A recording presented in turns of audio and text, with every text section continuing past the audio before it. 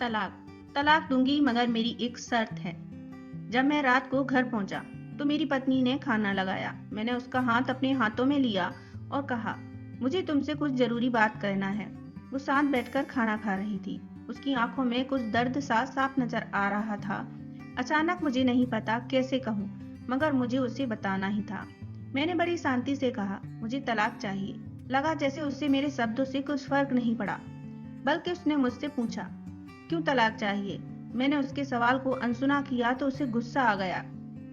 उसने चम्मच उठाकर फेंक दिया और जोर से चिल्लाई, तुम इंसान नहीं हो। उस रात हमने एक दूसरे से बात नहीं की। वो रो रही थी। मुझे पता था कि वो जानना चाहती थी कि आखिर ऐसा क्या हुआ जो हमारा रिश्ता टूटने की कगार पर आ गया। पर मेरे लिए उसके सवालों का जवाब दे पाना नामुमकिन था।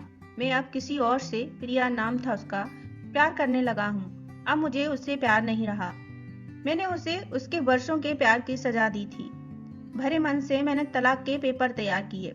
उसमें लिखा था कि वह पूरा घर, कार और कंपनी की 30% शेयर ले सकती है इस तलाक के बदले। लेकिन उसने उन पेपर्स को देखा और उनके टुकड़े टुकड़े कर दिए। वो औरत जिसने मेरे साथ जीवन के 10 साल बिताए थे, वो आज मेरे लिए अनजान हो चुकी थी। मुझे इन 10 सालों का जो उसने मेरे लिए बर्बाद किए, मगर मैं क्या करूं। जो हो चुका उसे मैं बदल नहीं सकता था, क्योंकि मैं किसी और से, अपनी पत्नी से भी ज्यादा प्यार करने लगा था। आखिरकार उसके सब्र का बांध टूट गया और वो फूट फूट कर मेरे सामने रोने लगी। मेरे लिए उसका रोना एक तरह से उसकी रिहाई की तरह ही था। तलाक की ये बात जो कई दिनों से मुझे परेशान कर रही थी, अब बिल्कुल साफ हो चुकी थी। अगले दिन मैं घर काफी लेट आया। मैंने देखा कि वो टेबल पर बैठकर कुछ लिख रही थी। मैंने शाम का खाना नहीं खाया था, लेकिन फिर भी मैं सीधे ऊपर जाकर अपने कमरे में सो गया, क्योंकि पूरा दिन प्रिया के साथ रहने और कई जगह घूमने के बाद थक गया था। वो शायद रात को उसी टेबल पर लिखते लिखते सो गई थी। सुबह उसने तलाक की शर्तें बताई। वो मुझसे कुछ भी लेना नहीं चाहती थी। उसे सिर्फ तलाक से पहले 1 महीने का समय चाहिए था।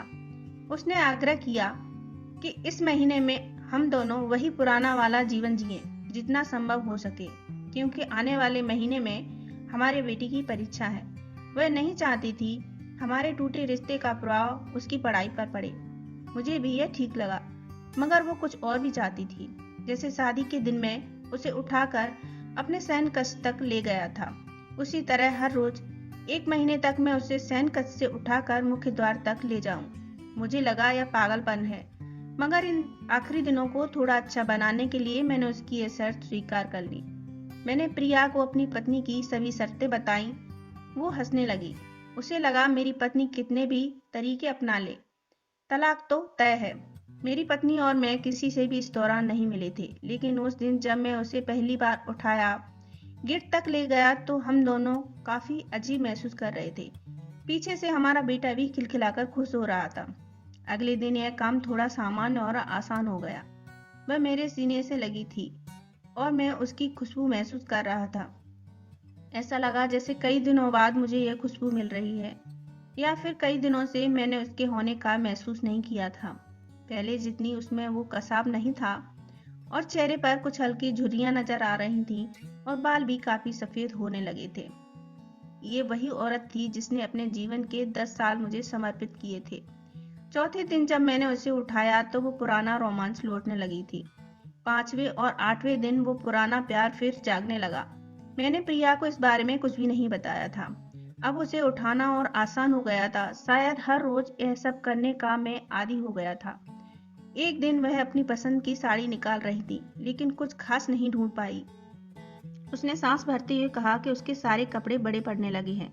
तब मुझे पता चला कि वह काफी दुबली हो गई है और इसलिए मैं उसे आसानी से उठा पा रहा था। मेरे दिल को एक झटका सा लगा। उसने अपने दिल में काफी सारा दर्द छुपा रखा था। पता नहीं कैसे मैं आगे बढ़ा और उसके सिर को छूकर देखा। अचानक हमारा बेटा आया और बोला कि पापा, ये तो मम्मा को उठाकर बाहर ले जाने का समय हो गया है। उसके लिए अपने पापा द्वारा मम्मा को इस तरह उठाकर ले जाते हुए देखना जीवन का अभिन्न हिस्सा बन गया था। मेरी बीवी ने हमारे बच्चे को बुलाया और जोर से उसे गले लगा लिया। मैंने अपना चेहरा दूसरी तरफ कर लिया। मुझे लगा कि मैं अपना निर्णय न बदल लूं, मैंने अपनी पत्नी को रोज की तरह उठाया और बेडरूम से सिटिंग रूम लेते हुए हॉल तक लाया। उसने प्यार से अपने दोनों हाथ मेरी गर्दन के आसपास रख दिए। मैंने उसे जोर से पकड़ रखा था, बिल्कुल हमारे सुहागरात की तरह, मगर उसका इतना कम वजन मुझे परेशान कर रहा था। महीने के आखिरी दिन जब मैंने उसे उठाया तो मेरे लिए एक कदम भी चल पाना मुश्किल हो रहा था। हमारा बेटा स्कूल जा चुका था। मैं अपनी कार में ऑफिस गया और कार से कूदकर बाहर आ गया, बिना कार को लॉक किए। मुझे डर था कि अब एक पल की भी देरी कहीं मेरा इरादा ना बदल दे। मैं ऊपर गया, प्रिया ने दरवाजा खोला और मैंने उससे कहा, सॉरी प्रिया, अब मैं अपनी पत्नी से तलाक नहीं लेना चाहता। उसने मुझे देखा और मेरे सिर पर हाथ फेर कर कहा, तुम्हें बुखार तो नहीं है? मैंने उसका हाथ हटाया और कहा, सॉरी प्रिया, अब मुझे अपनी पत्नी से तलाक नहीं चाहिए। हमारी शादीशुदा जिंदगी शायद हम दोनों के ध्यान न देने की वजह से बोरिंग हो गई थी, लेकिन इसका मतलब यह कतई नहीं कि हम एक दूसरे से प्यार नहीं करते। अब मुझे एहसास हुआ है कि जिस दिन मैं उसे शादी करके अपने घर लाया था, उस दिन से जीवन के आखिरी दिन तक मुझे उसका साथ निभाना है। प्रिया के होश उड़ गए। उसने मुझे एक जोरदार चांटा जड़ दिया मेरे मुंह पर। वह रोने लगी और दरवाजा अंदर से बंद कर लिया। मैं सीढ़ियों से नीचे उतरा और आकर अपने कार में बैठ गया। आगे एक फूल वाले की दुकान पर रुका और अपनी प्यारी पत्नी के लिए एक सुंदर सा गुलदस्ता लिया। दुकानदार ने पूछा कि इस पर क्या लिखना है। मैंने मुस्कुराते हुए कहा कि मैं तुम्हें जीवन के आखिरी दिन तक यूं ही उठाता रहूंगा, मेरी अर्धांगिनी। उस शाम जब मैं घर आया, हाथों में गुलदस्ता लिए, मेरे चेहरे पर एक मुस्कान थी। मैं ऊपर अपने कमरे की तरफ भाग कर गया, लेकिन तब तक वह मुझे छोड़कर इस दुनिया से जा चुकी थी, हमेशा के लिए। वो कई महीनों से कैंसर से लड़ रही थी, लेकिन मैं प्रिया के साथ इतना खोया हुआ था कि कभी ध्यान ही नहीं रहा। उसे पता था वह जल्द ही मुझे छोड़कर जाने वाली है, इसलिए वह मुझे और मेरे बेटे के रिश्ते को टूटने से बचाना चाहती थी। मैं नीच उससे तलाक लेना चाहता था, लेकिन फिर भी उसने मेरे बच्चे की नज़रों में एक प्यारा पति और पिता बना दिया था। जीवन की छोटी छोटी बातें रिश्तों में बहुत बड़ा महत्व रखती हैं। बड़ा घर, बड़ी कार, बैंक बैलेंस, ये खुशियों का हिस्सा जरूर बन सकते हैं, मगर अपनों के बिना इनकी कोई कीमत नहीं। अगर यह कहानी पसंद आई हो तो लाइक शेयर करें और चैनल पे पहली बार आए हैं तो सब्सक्राइब करें। राधे राधे।